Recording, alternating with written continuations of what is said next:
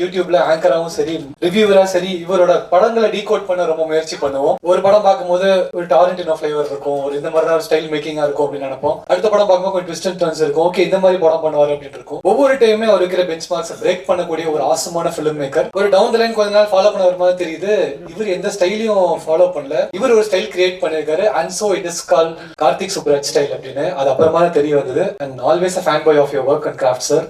And please உங்ககிட்ட இருந்து சில வார்த்தைகள். எல்லாருக்கும் வணக்கம். 29 வந்து ஸ்டோன் பெஞ்சுக்கு ஒரு வெரி வெரி ஸ்பெஷல் ஃபில்ம்.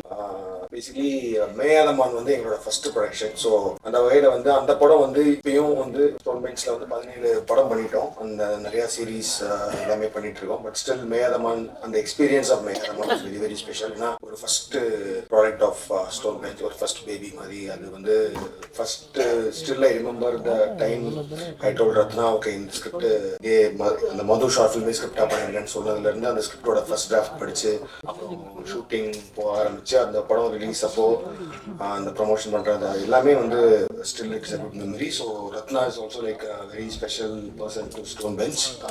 எப்படின்னா very good writer, very good director.